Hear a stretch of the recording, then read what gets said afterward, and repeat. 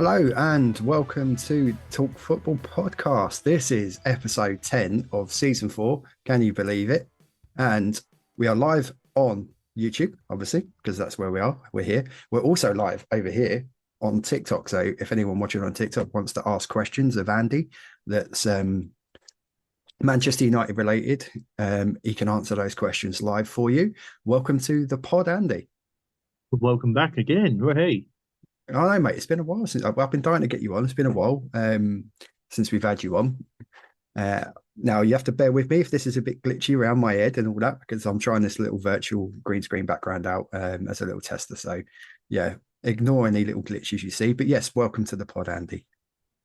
It's nice to be back talking football again. Yes, we are. I mean, it's been an eventful day for me. We'll touch on that a bit later, but we're predominantly going to be talking about Man United. And albeit you won the other night, wasn't the most convincing performance, and it hasn't really been the most convincing sort of season so far, really. Not one bit.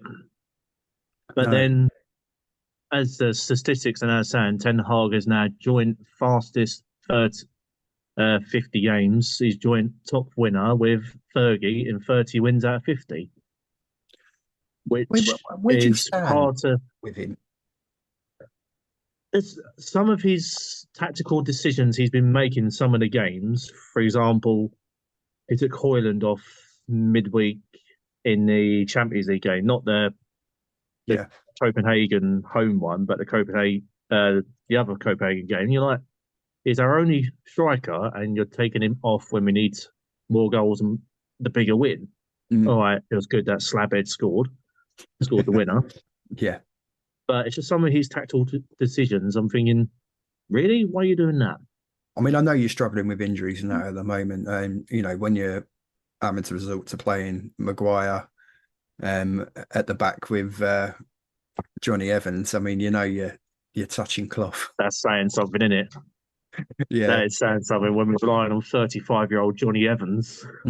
So, I mean, the way I've kind of grasped it is it's kind of been a bit like I've got a few Man United fans that I work with, and it is kind of 50-50, like with him and Ten Hag. I mean, like you say, you touched on the tactical side of things, but with quite a few players out missing. I think a notable player, I'll see what you think about this, but a notable player for me missing from the midfield being in Casemiro.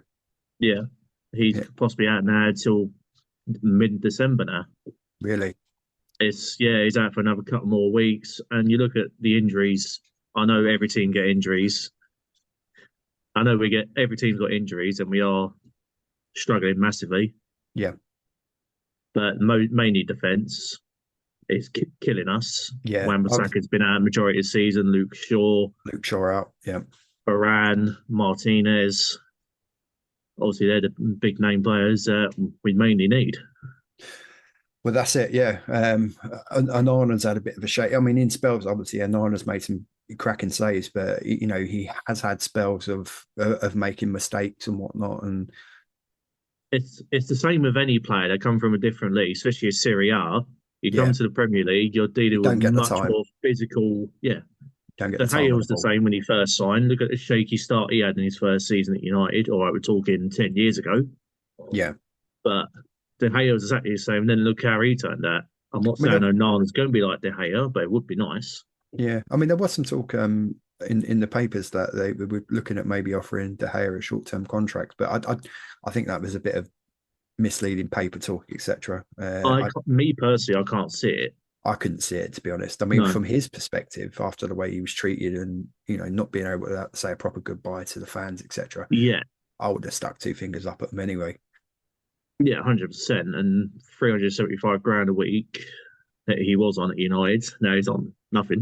Well, yeah. And to my understanding, obviously, the supposed short-term contract that was being muted were obviously the figures were nowhere near that kind of amount of money. Yeah. I mean, he is only relatively young. Is he what, 32, 33? 32, 33, yeah. He's still a young keeper.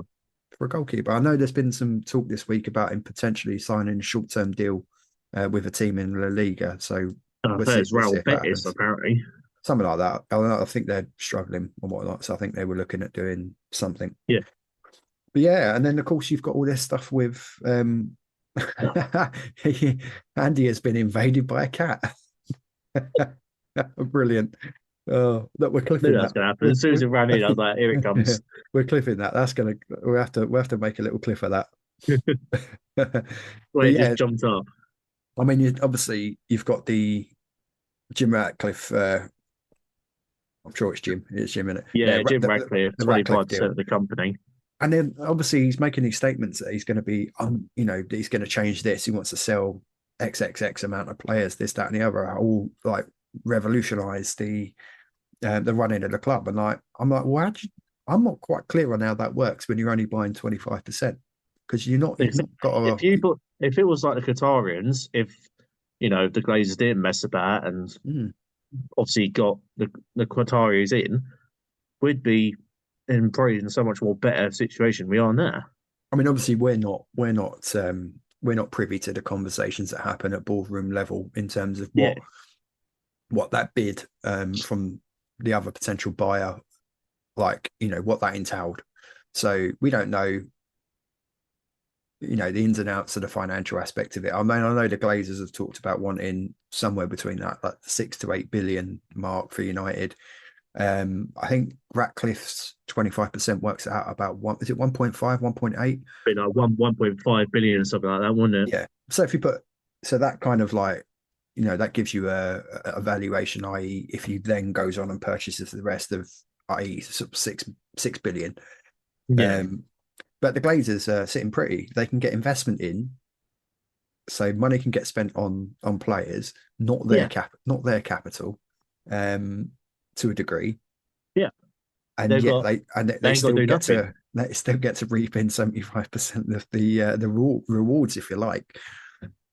I think it's They're maybe crafty, but they know what they're doing. I think maybe it's a sort of like a test or a test in the water kind of thing with to see if Ratcliffe will be a fit long term going forward.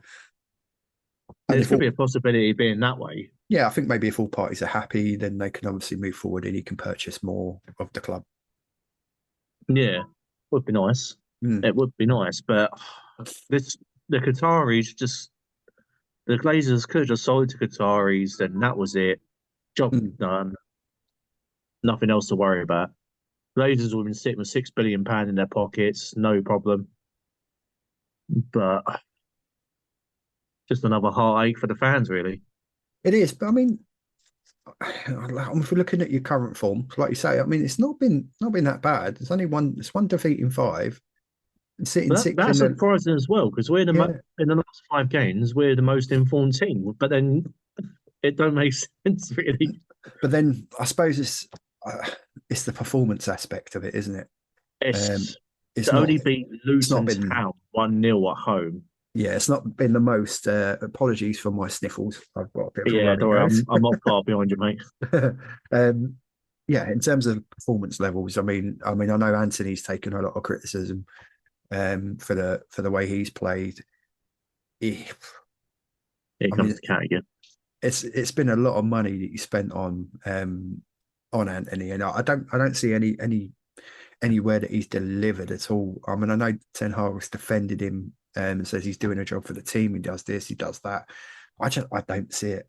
I don't see it. All he does is just run at players and then he gets tackled. Loses the ball. Yeah, You know, don't get it wrong. He's got a cracking left. Some of the goals he has scored with his left foot.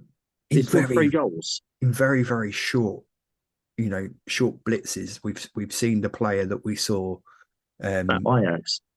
Yeah, but But you can say that about half the players at United. You can say that obviously before the whole situation with Sancho, yeah.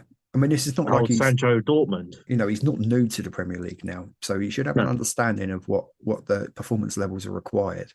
yeah, So, yeah, and then another one that struggled, and we'll touch on this. See what your thoughts on that is obviously Mason. And I'd be amazed if there isn't a part of him that regrets the decision that he's made. Obviously not financially because he's raking it in, he's raking it in there. but It's but well, obviously it's his just not injury didn't happening. help. No, No, no. I mean, I caught about the last 25 minutes of the game.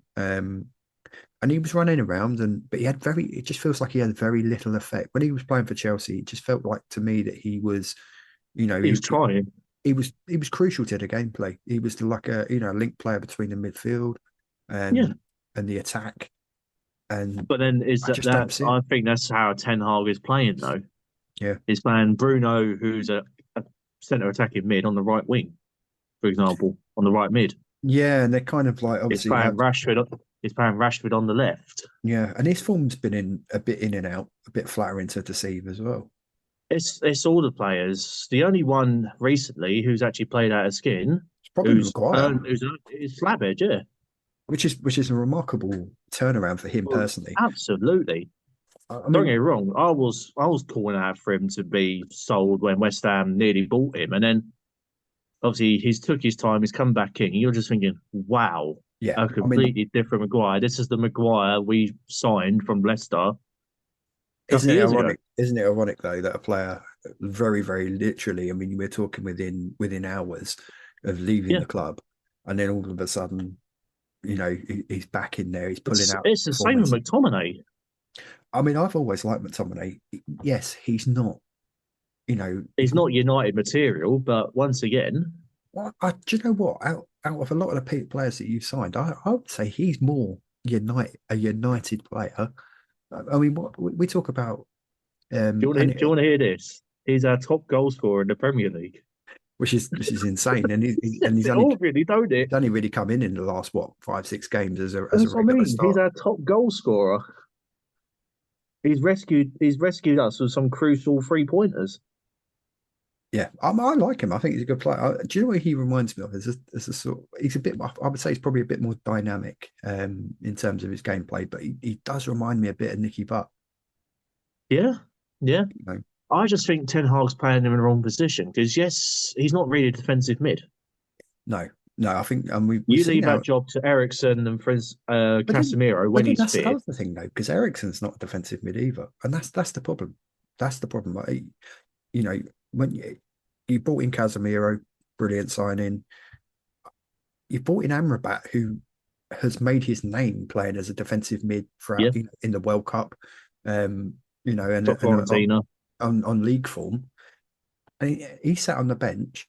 You've got Ericsson, whose legs look like they're going a bit. If we're Yeah, being really honest, don't get me wrong, always going to be brilliant on the ball. You're never really going to lose that to yeah. a degree. But I don't know. It's Square pegs, round holes, that kind of thing. absolutely. It's just sort of smash and grab, like it was against the Luton. Mm. It just sort of fell to Lindelof. Lindelof just went, "Fuck it, I'm going to hit it."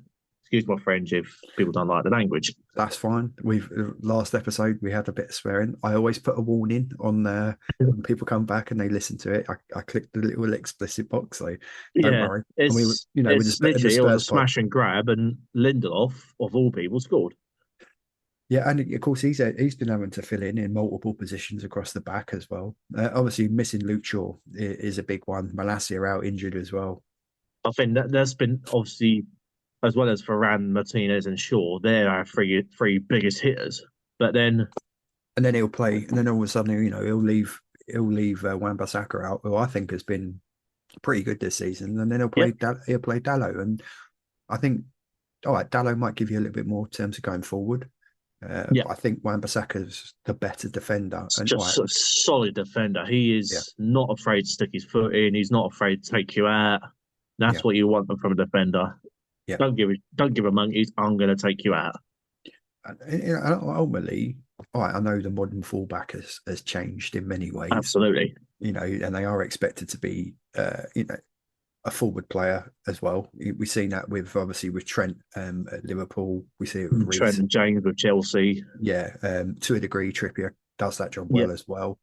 So there is that trend of them being and of course you see it now with the modern tactics with what Spurs are doing, with what Pep's been doing, where the fullbacks kind of come inside and then start playing make up a four in midfield and stuff yeah. like that, which I don't really think you see either Dallo or Wan-Bissaka doing that. No. Um, Luke Shaw probably when he's back would be capable of doing that. You could see Luke Shaw obviously play at centre back before. Yeah. So Yeah, That, it's a weird one. I but mean, that also goes back to Ten Hag's tactics. So he's playing Johnny Evans in, no offence, the bloke's 35, but then you got a champion, 5 times Champions League winner sitting on the bench in Varane. I mean, what does that say about Varane's fitness levels, though? If he's not Yeah, capable of playing, 1 or 2 matches in a row, and then has to come out of the team because they might get injured again. And we saw it yeah. at Madrid, though. To be fair, he had his injury problems there and all. It's a lot of money to spend on someone that's going to be sat on the bench. Only 60% fit for most of the season. And that is a shame because obviously, as you say, he's won 5 Champions Leagues, umpteen many La Ligas. You're like, You know, you expect more. yeah, Yeah, the one person I do expect more, and I really want more from, is a name on the back of currently in my shirt I'm wearing, in Rasmus Højlund. yeah, and I think the thing with him is that you've bought raw ability. We see that with him at Atalanta that he Yep, wasn't. He's not at the moment. Because I know because of the region he's from, and he's got that typical sort of like Haaland Viking look about him and that's it. whatnot. Similar kind of build. Yep. I think people were maybe, if you hadn't watched a lot of Serie A and Italian football, maybe you were expecting a bit too much of him. Not you, but I mean just in general. Um, Well, that's it. He is our only striker. I don't, yeah, well, I don't, yeah, I don't care about Martial. Martial, The bloke but plays 10 minutes. He's injured for 6 months. mm, but again, I mean that all comes back to the recruiting side of things. That comes back to you know the Glazers not putting money in at the right times. It's no good getting to January and then panic buying 3 or 4 players. You know it's going to happen. 'Cause that's what happened January last year. All right, uh, Weghorst, he tried, but he was a hard work grafter. Yeah, yeah, workhorse, but not Sabitzer, I really liked. yeah, not I was not surprised we didn't sign him yeah. because Sabitzer actually played very well. I I, I know, I obviously, actually his last I season think he is a very good player, and I think that's a bit of a missed opportunity given the that fact of the was, and problems that was you've a very got. cheap buy. Yeah, well, I think probably you probably would have got him for 10 to So it was about 15 million. 10 million. It was rumored to be, but Yeah, but if they don't do this now with Amrabat, because Amrabat's been playing. All right, he had a dodgy game midweek against Copenhagen. yeah, you can forgive that a little bit, being it, Yeah, his first you can have season. one. You can have one dodgy game every now and then. Yeah, I think with the Hoyland situation, I do think that's a situation where you need patience with him and you need time. A lot of Chelsea fans have been a bit guilty with that with Nicholas Jackson as well. Yeah, You know, and we see today, albeit he wasn't a massive threat in the game, but he got his goal, and obviously he had the hat trick against Spurs. And for a young player, and obviously there's quite similar sort of parallels between the two. 100%. Um, both like, I mean, what's Hoyland's what Hoyland's 19, 20? 20, I think. Hoyland. Yeah, Jackson 22. That's two Yeah, young players in teams that are not playing particularly well. Obviously, United with with a much better league position at the moment. yeah. But yeah, it's a funny one. So where do you see? I mean, what for you is a successful season for United? What do you mean? Sorry. Well, I mean, where do you expect if I was to say to you, if you finish top four, you get chat or any kind of European football? I'll take that on the chin. I'll absolutely take that. But then we're sixth at the minute, and Yeah, you look I at our mean, whole season, you're like, how are United sixth? you've got The Everton, start we had as well, we got battered by Liverpool 7. you got Everton next Our Sunday. first 2 games, I don't really class that should be a win. You should, but they've had a win this week, and then they're starting to play well, and they've got Calvert-Lewin back fit, and things are starting to click. So I don't think that's Yeah, going to it's be Calvin Lewin. Yeah, an easy that's game. Calvert-Lewin, a fit Calvert-Lewin up against your current defence, um, Maguire aside, I think that could be a bit well, of a Johnny problem. Evans is now out for a month, so that's him out. So it'll be Lindelof and Maguire and Yeah, Varane on the bench. God, yeah. can you go away, cat? And then you've got No. on the Wednesday of that following Yeah, week as well. You've got Galatasaray away yeah. in Champions League. So hard to score the winner. Yeah, then yeah, back into December, Newcastle away, Yeah, that's an easy win for Newcastle. and then 6th of December. Chelsea. Yeah, yeah, it'd be An informed Chelsea at the minute. well, I think it's only like one defeat in seven for us now in Yeah. all competitions. I think it is. So yeah, But maybe considering we maybe both things are on the had turn. disastrous starts. Well, we both had pretty. I mean, I know you qualified for the Champions League last year, but I mean, I don't. Yet again, performance wise, I think both of us were pretty disappointed with our seasons last year. 100%. Yeah, It's, and I've got one but for that's you football. That's Premier because, League football. and I've got one for you because as well. 17th of December, Hmm. home to Bayern Munich with a certain striker coming along who you probably really should have bought. I'm just going to do that. Yeah, you know, Harry. 17 goals in 10 games. We're going to get absolutely bum raked. I mean, Kane's had a phenomenal start out there. I know people are say, the Bundesliga is not Premier League level, but I think in terms of like physicality side of thing, the pace of the game, I think the Bundesliga and the Premier League are relatively sort of similar, but obviously there's not the complete level of quality of teams out there. So, but I But think then, Bayern Munich are not top of the Bundesliga, though. they're not. They're not. They're not, and that's I think because they're there's second, aren't they? we, yeah. I'll get the table up because it makes interesting reading out there. We are obviously this is predominantly United pod that we are talking United, but we are talking other aspects of football as well. So we are. Let's go and have a look at the Bundesliga table because I can pull it I'm up. sure they're second because there was a stat come up of who's actually top of each league, and I didn't see Yeah. a So Bayern Munich logo. well, they're second. Them and Bayer Leverkusen have both played 11 games. Um, yeah, and they're both And on they're 2 points off top as well. I they're don't know both on who got incredible bonus. win streaks at the moment. Yeah. Yeah. So So Leverkusen 31. 29 for Munich. Yeah. So yeah, I mean, so yeah, mate. But they are flying. I mean, you look at the wins in a row. I mean, it's not going to be an easy game. No, of course not. But then I didn't expect us to lose 4-3 at the Allianz. No, I did not expect that. I expected 4-3 against obviously Copenhagen going down to 10 men, which bearing in mind is not a red card. If anyone football fan comes at me with that. I think I mean the thing yet again, and what I would have seen with previous Man United managers is like, especially under say Ferguson or even Moyes for that matter, you're 2-0 up. Surely then you bring Lindelof on earlier or whatever, you bring on Amrabat, shut the game down, Yeah. deny the space, sit deep. You've still got the pace of like a Rashford and on the counter attack if you get away, if they're coming onto you too much Until we get sent off. until we get sent off. But I think more importantly, where that game really turned it, I don't think it necessarily was the Rashford red card. I point more to Johnny Evans going off because No. I think that really threw your defensive stability. Yeah. Yeah. And also that one a handball on a slab head as well.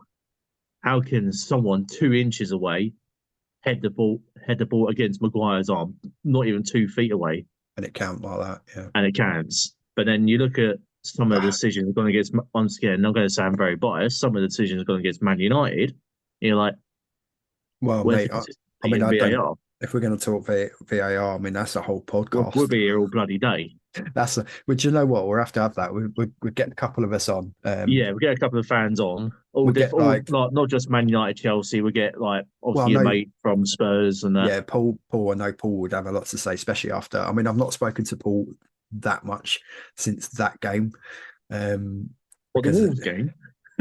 no, well, I mean, I'm going to message him because obviously it's 13 hours time difference. So it's currently. It's like 11 midday over there, isn't it? Yeah, it's like 10 to midday. So Paul will be at work. So I don't want to get on him while he's at work. So I'll leave it until the late evening, and then I'll drop him a message because for them, obviously, that's 2 defeats in a row now. And to be fair, Paul called it after that result. What he messaged me was, "That's the season over," but they're which still top. not anymore. I believe that point put City back top. I don't, Liverpool and Arsenal have leapfrogged them as well, mate. Yeah. I didn't think so. So sure, weren't Spurs too clear? Uh, they were, but obviously losing to Wolves and everyone else, picking up wins has really done Oh, them in. Spurs are 2 points behind now. They're fourth. Yeah, this is Wow. it. And if results had gone the other way, if we'd have got a win today, if we had have done it, and results had gone really quite remarkably, Villa could have ended up top of the table this weekend if results had gone the other way. That's mental. It just And proves how this league goes. well, I've got obviously my landlord and housemate Stevie, albeit he's a Swansea fan, he has got a bit of an affinity for Aston Villa, and he pointed out to me, the incredible run of form that Unai Emery has taken Villa on. Absolutely. What a job that bloke has done. Obviously, I know Yeah. it's meant to be a Man United podcast, but Bryce, you're going to big up a manager. It's got to be Unai Emery all day long. Well, hold on, geez, for the sneeze. Jesus Christ, what a time for me to start getting the sneeze. I haven't taken my antihistamine tablets there, so I'm gonna blame it on that.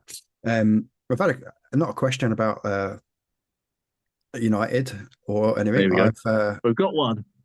I've got a Barry has asked, who do I support? Well, I'm a Chelsea fan, and live with me on YouTube is Andy, who's a Man United fan. So if you've got any questions for Andy about Manchester United, feel free to ask them. And like I say, if you want to watch the full experience and full pod, if you click the link in the bio, then you can come across to the YouTube channel, and then you can join in on there as well, because we have a live chat running on there. But you can ask any question, whether it's Chelsea, whether it's Man United, or anything football related, and both me and Andy will give you an answer. That's the whole point of this. That is the whole Literally point. talk Yeah. football. This is we are talking football, and this is a live broadcast. So yeah, anything can happen. Any question can come in, and we don't mind. We'll take questions from near and afar. Absolutely. As long as the battery on Andy's tab lasts. And what percentage are you on, by the way? 50. So it's only gone down 7% in what? 45 minutes. So it's not bad. That's not bad at all, mate. We're doing really. That's pretty good. Mind you, it's Android. It's not Apple, It's is it? literally it's brand new. I've had it 2 weeks, so I hope it lasts. If that had been an iPad, it'd have been dead by now. I don't Yeah, get me wrong. that's right. Love My Apple little fancy products. pen. Love Apple products, and I love my iPhone. But yeah, but there we go. I digress. Anyway, back to where we were. So yeah, I think so for you, obviously you got FA Cup third round coming in the new year. Yeah. I don't know who you've drawn in that actually. Let me have a look. I would normally say let me have a look at this, but no one would know what the vaguest thing I'll be talking about. Right, so obviously the fixtures on there only go up until the 14th anyway, so we can't. Yeah. I can't look at the BBC website for that. But I can. Oh, it's been drawn. No, that's next year. I'm sure it's been drawn. First round replays. Because there's still a first round replay. I know I think Barnsley have got a replay against their. Yeah, 2nd of December you've got the second round proper. So yeah, we'll have to wait for them fixtures to come out. There's no fixtures there, so it's just the fixtures in the weekend. From the Friday the 1st through. There's some really good games in there. I mean, some massive named teams that are in the second round proper. Yeah, I think. Well, I was in a pub the other day, and I was like, I'm watching. Was it Horsham something playing Charlton? And I was Okay. like, and there's this team like the ninth tier of football with a second round of the FA Cup, and they got a replay against Charlton. Well, I mean, and I'll give him a little shout out actually, because hopefully I'll need to message him. Apologies, Don. So the owner of Mikolova FC up in Derby, which is a non-league local club in Derby. hopefully I'm going to be having Don, who's the owner of the club, coming on the pod. So I've kind of really started getting quite invested in non-league football and keeping up with the the goings on. National And League, and yeah, then that kind of started obviously with the whole Wrexham story, watching the Wrexham documentary I've not on watched it yet. I heard everyone saying watch it, but I didn't have time to scratch my own arse. And I watched the whole on series on telly. yeah, I mean, if you get a chance, obviously it's Disney Plus, so it is subscription Yeah. wise, or there are other ways that you can view it. Oh, I can. Watchy stick. Um, No, I've just got an app on the phone and I can watch anything. See, Android. there we go. So But no, yeah, I still well, keep an eye on Dragon and Redbridge, and they were live on what TNT as it is known now, not BT. But I watched Dagenham lose to Solihull Moors yesterday. okay. Well, we have had a question, and it is a controversial question. Ooh, Um, I like these ones. I'll read it out because I think this is a problem in generally in society and football. So we're going to get a bit serious for a minute. Way. So he asks, how do you feel about the renowned problems with racism surrounding Chelsea FC and their fans? Ooh. It's a heavy question. Me personally, because I've got friends from all over the world, from every different, you know, background. So I'm not comfortable with any form of racism that happens 100%. in stadiums. I know, obviously, talking obviously this is predominantly about Man United, and of course, Man United players in Jadon Sancho, Marcus Rashford have all suffered that as well. Rashford massively, especially after Yeah, uh, the England game and England a couple of years ago when he missed a penalty. yeah, and The what I will amount of say, abuse he got. yeah, well, that was that. Yeah, I mean, what I will say on the Chelsea issue is yet again, and there's a massive history of violence and trouble between Chelsea and Spurs going back literally to 1909. Mm. The 67 Cup final, everything like that. And yet again, there was racist, uh, and racist chanting, homophobic chanting, and I just don't feel that there's a place for it. I'm not comfortable with Chelsea fans behaving in that way. I'm not comfortable with any fans behaving that way. I mean, There's just no need for it. If you're going, you just keep it to yourself. yeah. The thing is that you've got people from every background in the world in a football stadium. You've got kids there as well. And Yes, what sort of level of example are you setting to, you know, young people in this world if they think that that kind of behavior is acceptable in society? Um, it you was know, the same in the. It wasn't so much the racist thing, but in the Copenhagen game we just had at United, Bruno was trying to take a corner, and everything was just getting thrown at him with bottles, coins, lighters. Everything was just all Bruno was trying to do is do his job and take a corner. yeah. I mean, I know obviously I know British football gets highlighted on this issue quite a bit. Yeah, But I still, I mean, I still think that we're ahead, um, because we are talking about I mean, let's be very clear on this. We're talking about small minorities. When you've got 40,000 people like at Chelsea in a stadium, 74,000 people at Old Trafford, you're talking about a handful of people that are doing this. it Um, only takes that one, two people to yeah, sit there and ruin the whole game, don't it? exactly. And so I don't know what the answer is, because we've talked about, you've had the Kick It Out program, Show Racism, the Red Card. You've had many, many different campaigns. It's You've had even it's even sponsored all the football shirts now. exactly No room for no racism. room for racism, and yet it happens. It still happens. And I think that maybe that's a bigger thing within society, and just to step away from the football aspect of it, just for a brief second, that you know, being it Remembrance Sunday, Armistice Day on the 11th, and yet Protesters all we had over the protests. whole of Now, London. my personal opinion on that is, I don't believe on that. But there's always a time, and we're very lucky in this country that we have the freedom of speech to a quite a big degree that we can actually say what we feel. We can protest um, the way we feel about things that are going on in the world. I'm not going to touch on, the conflicts in Ukraine and Russia. I'm not going to touch on the conflicts in with Israel, Palestine, Yeah. because I don't think um, I don't think I would be well enough informed to make my comment on that. I know that We a don't know bit, the whole. We're just yeah, two guys who known each other for a few years now, and we ain't yeah, gonna know the whole stories no, unless we're and physically I'm there. being a union rep for 17 years, obviously, and participating in a lot of protest marches and rights marches and that down the years. I have a knowledge of the issues that have happened in these regions. Uh, my personal opinions on that will be kept to myself, because you know nothing what we say here or nothing that anyone says on social media really is really going to have any kind of effect with what goes on in these countries. The only thing that actually stops any of these kind of things, conflicts and that, is when the people involved get around the table and talk it out. You're not going to solve anything with a gun and a bomb. Yep, that's it. um, because if you carry on, violence breeds violence. So if you have a violent attack on you and your way of dealing with that is to use more violence, then you're just going to create more violence.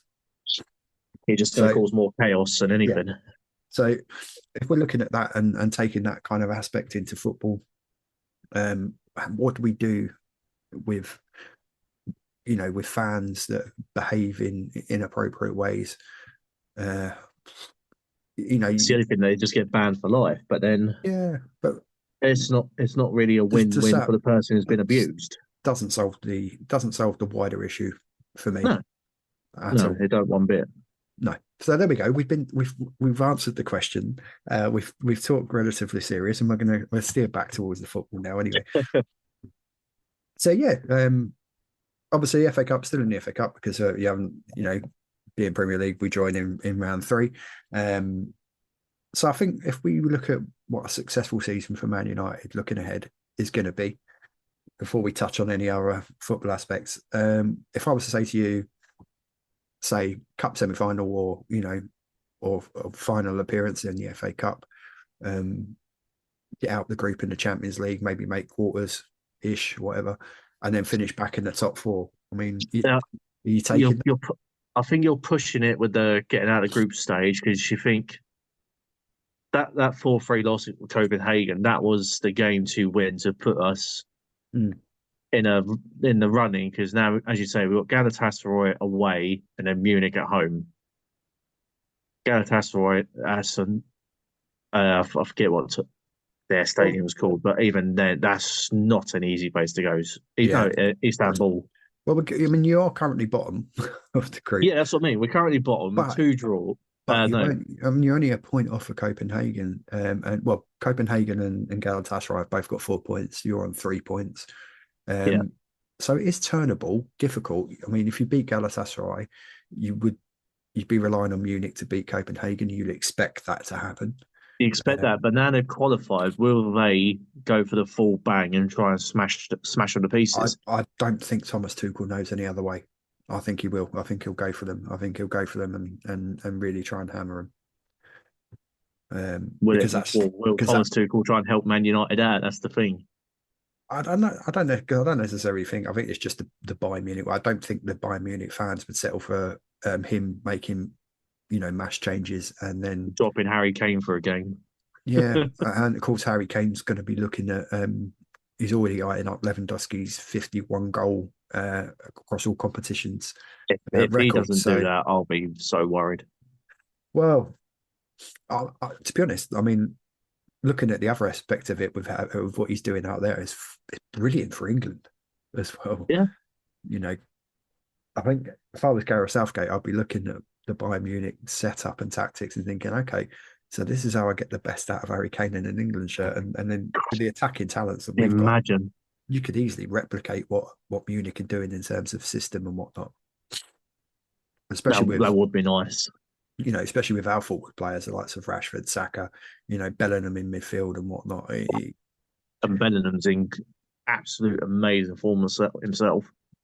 Well, I mean, yeah, again, I mean, that's another player that opted, you know, when he looked like he was obviously going to leave Dortmund, there were conversations about United and him Well, and Liverpool won it. Liverpool as well. Liverpool were in there and all, and he knocked both of you back because he felt that they Real Madrid wanted him more and showed him more, you know, more love and more opportunity.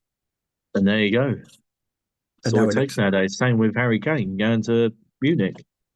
Apologies for my snot coming out my nose. It's really disgusting. But then that's a big change for Harry Kane because he's played in England all his life. It's not like, for instance, Yeah. Jude Bellingham's obviously went from Birmingham to Germany, Well, there and was a obviously lot of now talk. he's in Madrid. Yeah, so there was a lot of talk about Kane, and that you know he wasn't settled out there and he wasn't enjoying life and all that. Well, if that's Harry Kane not enjoying life and not feeling settled and scoring what 17 goals, imagine what he would have done if he had been settled. That's scary. That's very scary thought. Yeah, but yeah, so I think we've pretty much covered most of what we need to talk about with United, really. So you know, we spoke about the boardroom changes, recent form, Ten Hag tactics. Um, yeah, I mean, is We it? can go on about Ten Hag's tactics. It's just been Yeah, so questionable. You're meant to be this top class. Obviously, he's a top class manager. What he's done at Ajax over the years, and he comes to Man United, got us our first trophy since Mourinho. And you're like, yeah, okay, okay. And then this season, you're like, well, what the fuck? yeah. What's going on here? What's But going on? We get I think battered you've by Newcastle, obviously, battered absolute bum raped by Liverpool, I think you've smashed by obviously suffered City. a little bit the same way we have, in that with the injuries and Yeah, stuff like that to key players, and that can really affect it. I mean, and now we're starting to get players coming back, hundred and percent. You think yeah, we weren't we didn't have a striker for like the first 6 games because Hoyland was injured. We yeah. signed him I and think bought for him. He's you, injured. I think with get Casemiro back in the new year, um, or whenever he's back. I don't know what his injury's He's like. meant to be back for uh, the end of the month. Yeah, and November then 17th. He's been after the international meant to be back. so I think if we get you back on here, um, after Christmas, Mm. and then we have a little look and see, you know, if the form's picked up and that, and see, and then obviously we'll be into the January transfer window. So then that's going to be real key for both our clubs, really, because I think, you know, we're both probably going to look to add significant signings, I reckon particularly. we're both going to get rid of a lot of dead wood as well. Well, we've already done that, which has obviously been the biggest part of our problem with our form. We, you know, literally got rid of like 20, 22, 23 players, and then, you know, I we've think had Chelsea needed that though. big time.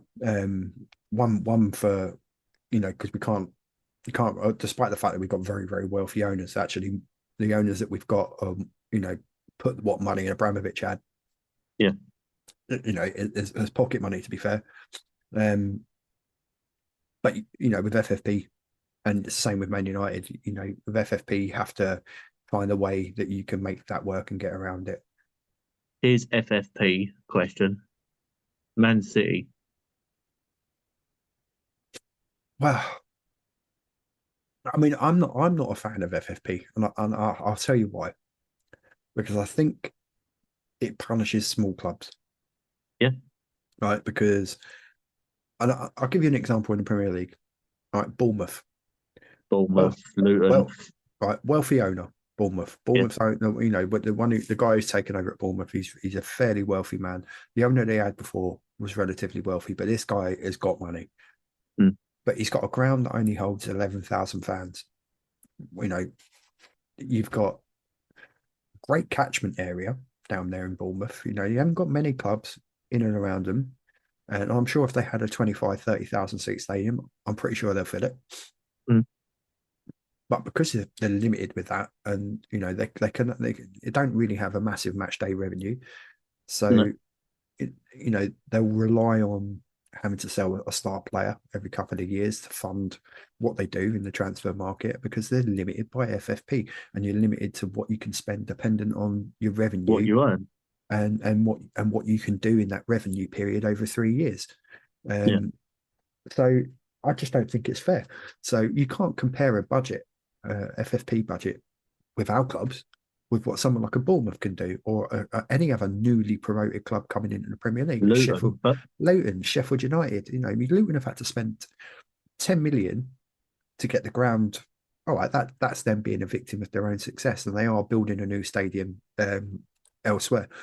yeah, But they've had to spend 10 million to make their ground Premier League compliant. yeah. Which obviously has to go. That comes out of what they could potentially have spent on players. It puts a dent in the revenue. So I don't think FFP works. I don't think it's fair, and I think the big clubs, with all their clever lawyers that they can pay a fortune for, will find loopholes and they'll find ways around it. Well, that's probably why that's no offense. I know it's biased me saying it. That's probably why City's not been done yet. No, and obviously we found a little loophole around it because we've been buying these players who, by the way, are nowhere near the amount of money of wages per week that some people might think they're on because of the transfer fees we paid. Yeah, just because they're young players, they're on significantly lower amounts of money than the players that we let go. You know, the yeah. Mendy's, the Aubameyangs, Kante's, etc. So that's why we're FFP compliant because Mount, one, one we're doing it over, like a 7 or 8 year contract, and then What was that, Mudrix, wasn't it? all of them we signed, all on long contracts, and That's mental. and of course you're paying those at sort of like in terms of FFP, you're staggering the contract over that amount of time, so Mm. your overall net spend. Yeah, so you sign a Mudryk for 80 million, but on an 8 year contract, you're only going to be paying back 8, 9, 10, 11, 12 million a season into that budget. So that's where it works. And of course, Yeah, all the other big clubs are going, wait a minute, why didn't we think of that? Two, that's not right. Surely they can't do that. And obviously in European football, in UEFA licensed European leagues, they have a cap on the contract of 5 years. And I yeah. know the Premier League now, because of what we've done, and now looking Put to cap in it. implement the same thing. Yeah, It's like, but obviously it don't make a difference to us now because we've already done our business. We've brought in like 20 odd players that are all, I think we got the youngest squad in the Premier League by far. yeah, no, yeah. So we've future proofed ourselves going forward. And it's just a case of whether or not we can develop those players into, world class players and see where we go with them. And we could even be a situation where, one or two of those players then get sold on for even bigger money in the future. Yeah. Is that the cat attacking you again? No, it's a dog this time. Oh, you got a dog attacking you. Yeah, It's like animal. It's like the Animal House. What's going on? That's a big looking dog and a dog. cat. What is that? German Shepherd. Oh, I love German Shepherds. Great dogs. My uncle had a German Shepherd, Mindy, Yeah, beautiful dog. There we bit go. off So topic. we've talked politics. We've talked world conflicts. We've talked football, and now we're talking animals. Don't say that the Talk Football podcast doesn't give you a little bit of everything. Should we talk about cars while we're here?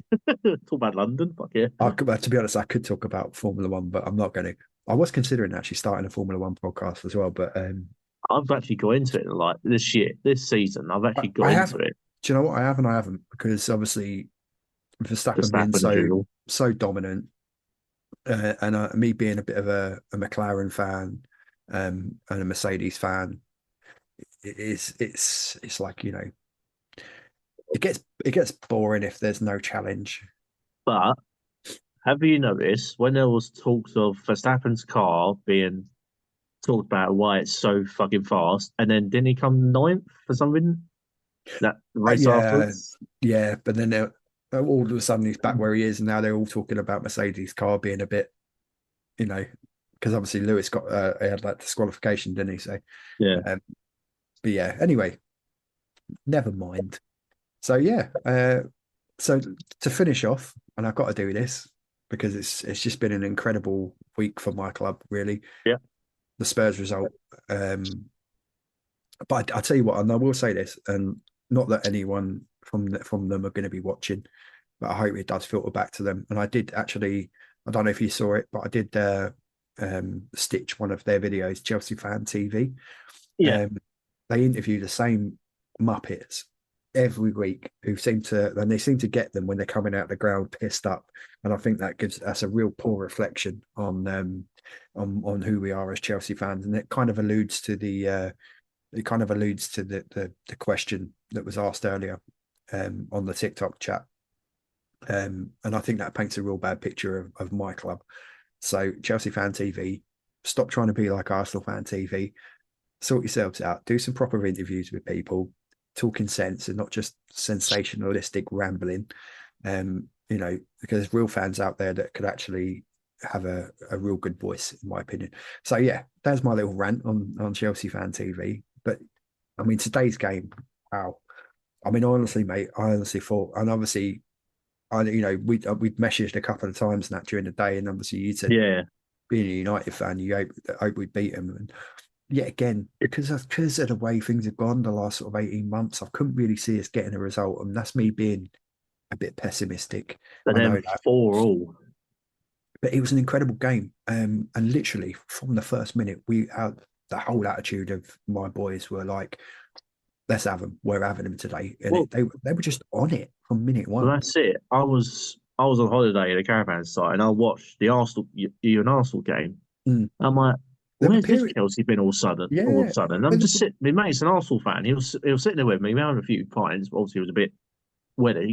And he's like, what's going on? Well, Chelsea, Yeah. To be you fair, was just like annihilating them. in every game that we've played, even the games where we've lost, like with the Brentford game, the pattern of play is that we start the game quick. We have a lot of possession. I think we're only second to City in terms of possession percentages across the Yeah, season, but we don't hurt teams. yeah. And I've said this before on here, if you're in a position where you don't hurt a team when you're on top and you have that, the opposition grows in confidence, and you've seen that yourself. I mean, even the Luton game with your guys, you didn't kill them off, and then the other team starts getting their wagon. They start thinking, right, well, they're not hurting us anymore. So, and you get a bit of confidence, and then you think, right, it's nothing to fear here. So then they have a go back, and if your defense is a bit fragile, which we saw The, with us with the Brentford game, yeah. you get done. The biggest example of that type of football was like the Man United team of '08. When for instance, you're looking at other teams, then Yeah, for instance, say obviously the Arsenal, for example. Arsenal coming to Old Trafford, you got to face a very informed Cristiano Ronaldo, Dimitar Berbatov, Wayne Rooney, Carlos Tevez, Nani. You look at it and you know, fuck. yeah, That's what you want from a football team, not just Man United, from Arsenal, Chelsea, City, Liverpool. You look at Man City, yeah. you come up against De Bruyne, Haaland, You want Bernardo to frighten Silva. teams. Yeah, that's it. You look at these teams, you like, especially obviously, for instance, Man City at a minute. You look at Haaland, Bernardo Silva, Kevin De Bruyne, fucking Rodri. You look at all Yeah, these players. I mean, We're gonna obviously, get battered. I do think City, if I think if De Bruyne is out of the team for an extended period of time, um, I do see them starting to struggle. They will. I mean, there's not many teams that go and score 4 goals against Manchester City. Mm, So there isn't. from our perspective today, that was phenomenal. And I think, I mean, there was just so many good performances. Sterling was on fire. I mean, bearing And in it's mind, about time he started performing in a Chelsea shirt. to be fair, this season, mate, he's been really good. Sometimes, obviously, and all Chelsea players can be accused of this, but the end product hasn't always been there. We create a lot of chances. We have a lot of the ball, and then we don't hurt teams, and then we get done. But today there was I think maybe off the back of the Spurs game, there was a real sense of, We can do this. yeah, a bit of confidence. It's like But Pochettino's it's been trying nice to to drum that see. into them all season. He's been like, could see that the patterns of play, what he does on the touchline. He's been, saying, right, listen, come on, get in there, do Uh, this. Yeah, and I thought tactically today, I thought we got it spot on. City are an absolute machine, and going forward, they're very difficult to stop. Foden was really good today. Bernardo Silva was really good. Doku at times, really gave Reece James some mm, problems, and obviously Reece had to get at the moment because he's only coming back from the injury slowly. We're getting 60, 70 minutes out of Reece, but when Reece is playing, it just brings a whole new dynamic to the team. That's it. He's a big guy, Mhm. like muscly, but once again, Brilliant on apparently the he was ball. man marking Haaland's. That's Well, the thing you're is, not. there You was can't man mark him. no, there were stages where Reece was sort of like coming inside because again, I was saying about this whole thing, this modern way of fullbacks playing where, Hmm. the fullbacks either one will do it one side or one from the other side. They take the turns and they come and drift into a central area, make up the midfield numbers, which obviously, enables another midfielder then to push on. And a lot of times that was Gallagher today that he was going on and helping Jackson press. And then because they were doing that, Cole Palmer was like just dropping in positions between centre halves, between the defensive And that's midfielder. when you get in tactics, right? Yeah, I mean, of course, he knows how City are, how they're going to play, which is obviously an advantage for him. And for the even Sterling, Yeah, and of course, Palmer was amazing today. I mean, the penalty aside, his actual performance was just phenomenal.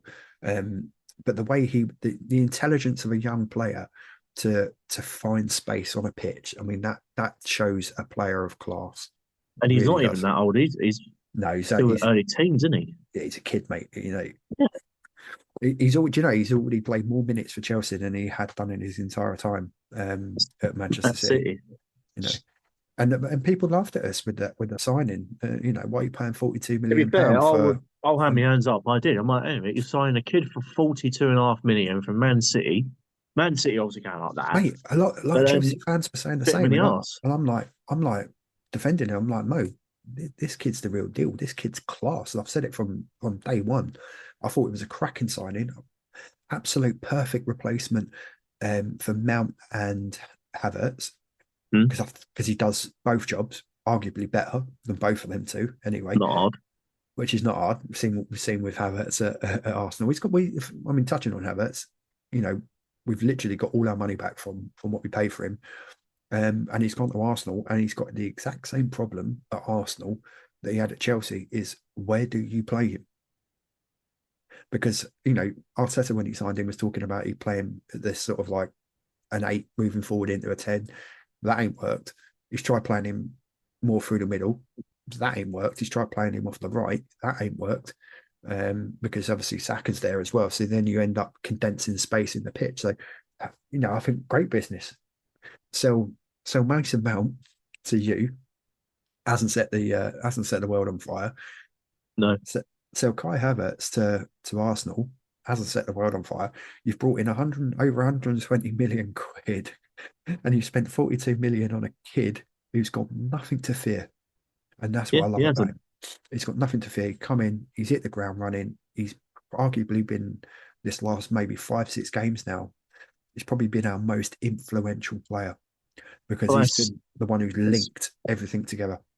well, that's it. So I didn't watch obviously your City game today, but Yeah. I watched that Arsenal game where obviously he did score a penalty, but he was I don't know. No, it's Zinchenko. Zinchenko got took off at half time because Mm. Cole Palmer was just ringing rounds and rounds and rounds on him. You're like, that's Zinchenko, I tell meant to you, be one of the greatest left if backs in the Premier League at the minute.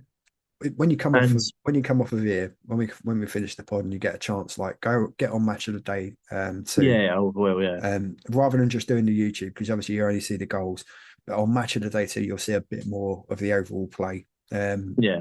and you just see how good he was. Cucurella was amazing today, a real And fighter. that's saying something. And do you know what? There was a turning point for Cucurella a few games ago. So we had obviously Reece was out injured. You had Marlo Gusto um, suspended because he got sent off. Yeah. So as an emergency situation, Cucurella ended up playing about three games right back. And do you know what? Bossed it. Absolutely bossed it. Played really That's saying well. something. There was only really the Brentford game, but that overall that was a team performance thing that weren't about one player individually. And then the last two couple of games. I mean, I know he only come on at half time against Spurs because Colwell had to go off injured, and Colwell obviously was missing today. Yeah. But yeah, Cucurella was amazing today, and Disasi and Thiago Silva at the back were brilliant. It looks a real I strong I partnership as well. can't praise that bloke anymore in Thiago Thiago Silva. I mean, 38 and still no, he's bossing the more. Prem. He's nearly I'm 40 sure he's now. 38. No, he's nearly 40. He's He's, now. and do you know what I love about it more than anything? I love his missus because she But was out. She was out on the piss with the Chelsea fans at the Spurs game. Apparently she walked from like Northumberland Park all the way down with the Chelsea fans to the ground, traveling no, down with them, and then she was on the piss with them like before and after the game, what a sing, ledge. singing the Thiago Silva song and all that, That's just minute. But how old that bloke is? and arguably And probably one of the fittest in the club. absolutely. If there was ever a blueprint of of a player, a modern day centre half, and you say, right, this is the player you should model your game on. Thiago Thiago Silva. Silva all Yeah, day long, all day long. And yeah. I I mean, the age that we got him at, and to what he's gone on to achieve, Champions League winner with a club. I mean, the guy's going to go down as an absolute club legend. And he's probably only going to be with us 5 years. You know, That's it. Obviously the football shirts I sell, and this Chelsea fan every season he always buy Thiago Silva. yeah, No one else, just Thiago Thiago Silva, Silva. incredible No one player. else. Yeah, I mean, a bit unlucky for the one of the goals today. Stuck his foot out, deflected off of him, wrong-footed Sanchez. And again, even that, I mean, Sanchez, mate, you get a chance to see it later on. The save that Sanchez pulls off from a one-on-one with Haaland is incredible. That's saying something to Yeah, stop a one-on-one with mate. Haaland, the absolute unit he So is. the ball's gone through. Ball's been put through to yeah. Actually, do you know what? I'm gonna have to stop myself there because someone's just commented in the actual YouTube chat. It goes, Yeah. would have done anything to watch Thiago Silva and John Terry side by side. Imagine that. I mean, how on earth would you get past that? How on earth? I'll tell you what. If we're talking all time Chelsea, an all time Chelsea back four, Ashley Cole at left back, Yep, all day long. uh, JT. like JT, and arguably you might have talked about, I can only talk about players that I've obviously watched at Chelsea. There's no point in me going about talking about players in the 60s and 70s because I wasn't there. I'm not that old. I might look it, but I'm not. So for me, in modern times, I probably would have put in Capalio. Ricardo Cavallo. Nah, But but Thiago Silva now, over but Cavallo. but now it's JT and Thiago, Ashley Cole left back, Petr Cech in goal, and then Who would you have push. as right back though? Are It's an easy conversation. I mean, I you love gonna pick Reece. Dave? No, I'm not. I'm not picking Dave. Um, I'm not picking Reece, and I Paulo know, I Vieira? know, I know. No, Ivanovic. Branislav Ivanovic. Mate, when he was moved into that right back slot for a few seasons, mate, he was incredible in that position because it was at the same time that Mourinho had moved Dave over to play at left back, Mm, and obviously, Dave won the title playing at left back, yeah. and it would be, you know, incredible. Azpilicueta, club legend, captain, and incredible servant for the club. But I think Ashley Cole just Ashley pinches Cole all it day long. at left back. I think it'd be Ashley Cole all day long. anyway, whichever one of them in their peak would play there would be great anyway. But and It's the that would be, same with do you know what? That would be another the pod for United another day. defence. At Yeah, my it's the same with the my all United time, defence. You're yeah. never gonna say anyone over than 30 in Vidic. And because obviously growing up and watching United throughout the 90s and all that as well. So my, really close at left back between Evra and Dennis Irwin. Because albeit, bearing in mind, Dennis Irwin was a right-footed player who played at left Yeah, back, similar to Azpilicueta. yeah. So for me, this is just me being, and I watched a lot of Man United growing up. I even had a Man United shirt. I had Oh, mate, because this guy was the hero of mine, obviously, Cantona. yeah. I had the green and yellow split shirt. Yeah, yeah. with number 7 Cantona on the back.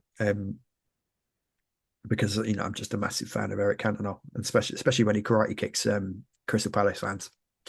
Not condoning violence, Oops. but yeah, no. For me, I would probably go with Evra, and then Just for he's. it's Vidic and Ferdinand. But my God, does Yapstam get close? Um, and then even Pallister and Bruce as well, throwing them in a mix.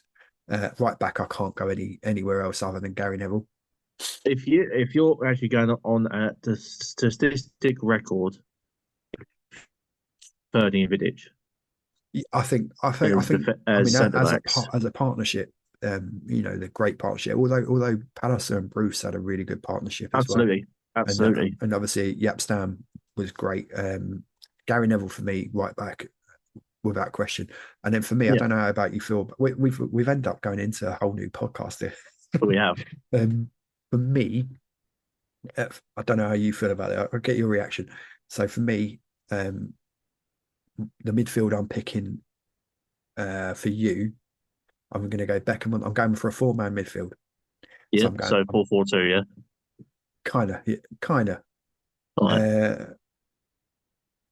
it's going to be Beckham on the right, Mm, Scholes and Keane in the middle, mm. Giggs on the left. That's Mm. Now there's many you. options you could pick up Yeah, top. there's so Many many options. options. You can even put in that midfield. Yeah, It didn't do. It don't show that it done much, but you can definitely throw like yeah. Carrick in the midfield. There's a lot. I mean, you could go back and if you're talking forwards, you could be talking York and Cole, treble winning season, backed up by Solskjaer and Sheringham. Yeah, But I'm and then gonna you can go, look at the modern four, like I said earlier, with Rooney, Burby, Tevez, yeah. Me, Ronaldo, me personally, I'm going with Ronaldo and Rooney up front. Rooney. Yeah, don't He's get a me wrong. club's all time, club's leading I all loved time goal scorer. Berbatov. Berbatov was a great player. I loved Um, Berbatov. There was a video of him recently. He was just playing in the park with some I kids, see and that, and he they dressed him up as an old man. Yeah. dressed him up, and you just watch it. Just some of the touches he's doing. It's just like no player nowadays will do the touches that Berbatov did. Well, we've had a comment from someone called Book. So the subject of the podcast is predominantly has been Man United. So if you've got any Man Yeah, United questions you'd like to ask Andy, feel free to ask those questions. We are, like I say, we are live on TikTok and here on YouTube. So yeah, predominantly the subject of this episode is Man United, but we are talking all football as well. So whatever comes about within the conversation, we will sort of detour off and talk about that as well. So yeah, but yeah, I mean, so we've gone down the route of and ended up like listing a Chelsea all-time 11, Man United all-time 11s now. So, but yeah, no, for me, it's just, I mean, so particularly under Ferguson, so many great. I mean, he like built 4 or 5 over four that or like five 20, different squads. 27, 28 years, whatever it was, and people criticised him. You go right the way back to class of '92, etc. And in that season, when Alan Hansen made the famous quote, "You win nothing with kids," and then of course they went on to win the title. It's very important to remember the decisions he made in that season. So I think that's the season when Ince went, Kanchelskis went, and there was a few other real sort of like key stalwart players that went in and around those couple of seasons. I think that was the time when like McClare sort of like moved on, and a few others. Hughes obviously Stam as joined. well. Yeah, Hughes joined Chelsea, and one Yeah, thing you can always say with Ferguson, he was never afraid um, to call time on a player. I mean, even Beckham, he had the falling out The with Beck. I Beckham. watched I watched the Netflix documentary on the Beckham situation. Yeah, And you just like yeah. to What call Beckham's you career there and then. yeah, Yap Stam. I mean, who would have Yeah, thought he would have dumped Yap Stam, but he did. Even when the whole Roy Keane situation, when Roy Keane made the interview with Man United TV that it hadn't been authorised about, he was put out to pasture as well, and that's like one of your ultimate captains. mm-hmm. So, there's certain aspects of Ten Hag that I see with similar kind of traits. I was gonna say that, especially with, like the Yeah, Ronaldo, Ronaldo Sancho. situation. Sancho. But that's another thing. What on earth do you do with Jadon Sancho? I mean, you've spent a lot of money on him. But if it's true, what the whole couple of years now he's been at Man United, what has he actually done? Nothing. Scored a couple. All right, he scored a nice little goal against Liverpool. No, That's about it. yeah, he's literally done nothing really. He has done nothing. That money has You just know, gone to waste. So I can see why Ten Hag's should have done it privately, Ten Hag's criticised him. he tried to. Um, he gave him the time off to try and get his head sorted out. He came back. He had a few good performances, and then all of a sudden, Oh, off this is again. going to have proportion. Yeah, it's crazy. But it's exactly the same with Ronaldo. Now, obviously, we're talking about the world's greatest footballer player ever. Yeah, And you'll criticise, obviously, you're leaving the best man out ever. brave. That is a huge call. It is. Yeah, Way more than, for instance, Keno and Bex. This is Cristiano Ronaldo, who's basically he saved United's skin in the first season he came back. well, there's an interesting one. As an interesting name that Book's just thrown into the mix here. So I'll read this comment out for anyone that can't see it. So Man United to convert, they want him to convert the squad with some good high-ranking sort of like UK-based players, and then four or five like world-class foreign players maximum. And he thinks that Brendan Rodgers may be the man. I'm not so sure on that one myself. I'm not so sure as a whole. Man United fans would take an ex-Liverpool manager. No, but we have taken ex-Liverpool players on. Yeah, it's not unheard of. Not unheard of. Yeah, but But we can save that for another day and another pod. He doesn't play the right type of football. No, no. When he was at Leicester, obviously superb. Well, yeah. Liverpool, Won an FA Cup. So for Leicester, that is yeah, success. Liverpool One didn't really go titles. down too well. No, one titles obviously in with Celtic, and probably will win titles again with Celtic. But that's just the nature That's of not hard because it's only Celtic Scottish and football. Rangers. Yeah, but yeah. Well, I think we've pretty much covered everything we need to cover on here. Yeah, Because I need to go for a wee. I've got work in And you 5.5 got hours. I've got to be and up for work. work 6.5 hours. And to be fair, we could probably carry on talking like this for another 3 or 4 hours. But Easily. Why not save that for another episode? Absolutely, especially as you're on double digits. Exactly. Yeah. So this has been a brilliant episode actually, because one, it's double the length of most episodes we do. It's also the 10th episode in the current series. So yeah, it's been really good. We've talked about so many different things. So I hope obviously if people when they listen back on Spotify, etc., Amazon Music, or wherever you get your dose of audio version of this Let's just podcast, say it's you like enjoy it. never be. Well, obviously, people are listening. Never be afraid to come and join in because literally, No, but I've never met Hodgie personally, but I've known him for a lot of years. We need to get that sorted out though. Yeah, we do. I was planning on coming down when I was coming back from Derby. I was going to detour across the country actually and come. Yeah. Unfortunately, a whacking great big storm intervened. Oh, don't. I was down it. It took me 7.5 hours to get from Norwich to Clacton. It's a 2-hour drive. It took me 7.5 hours. Every possible road in East Anglia was just flooded. But I have got some time off in April. I know that's quite a long way off, but with our industry, those weeks roll around really quick. So, or when I get like a long weekend and all that, I'm going to try and come up, and I'll grab a hotel room for the night, and it might have to be a non-alcoholic beer if I'm still on the fitness kick, but drinks are drinking it. Absolutely. Right, so we'll wrap that up then, mate. So I want to say massive thank you to Andy, obviously, for joining me. It's been ages since we've had him on. So yeah, brilliant to have him on and for this 10th episode. And special one. That's it. And to everyone else watching on obviously the YouTube and watching on TikTok, thank you so much for all your questions and joining in with us. It's been a really enjoyable I don't know how long we've been going now. It's got to be pushing on for a It's couple got to of be hours. an hour and 40. But once again, if anyone does want to join, Yeah, just literally just come on.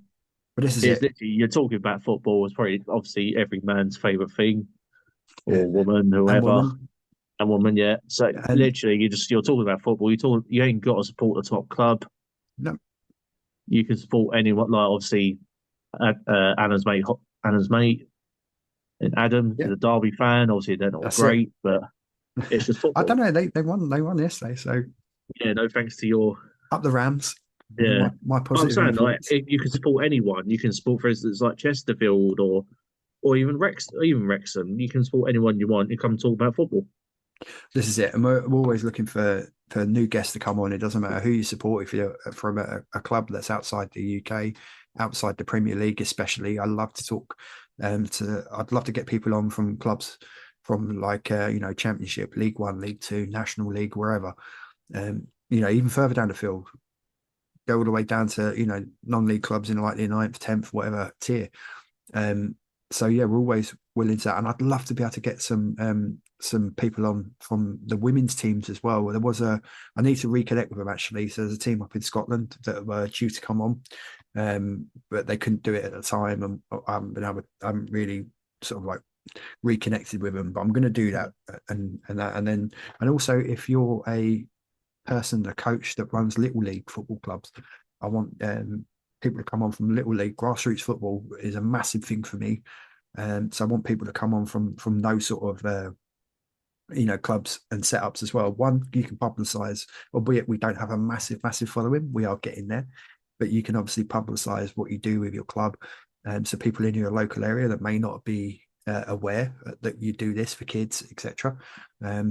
So that's another thing. If you want to come on and talk about that and how you set your grassroots clubs up, etc., and the difficulties you have in running a club. Proper football. Yeah, this is it. Proper football. And even if you just have a five-a-side team, I don't care. If you want to come on here and talk about football, that's what we do. So That's don't forget, all we do.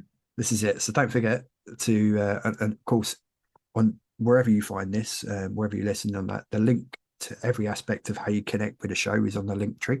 So that gets you to all the social media channels. It gets you back here to YouTube, gets you to the TikTok, etc., where you can ask questions and do whatever. Or you can do it the old-fashioned way, which I'm going to call it the pen and paper, but it's the modern pen and paper, which is the email, which is talkfootballpdc@gmail.com. If you want to drop us a note on there, then feel free to do so. So I'm going to bring it to a close before I wet myself. Yeah. And we're going to go to bed. And Andy's going to go to bed. So we're going to catch you on the next episode of Talk Football Podcast. So from me and from Andy, thank you so much. Catch you a bit.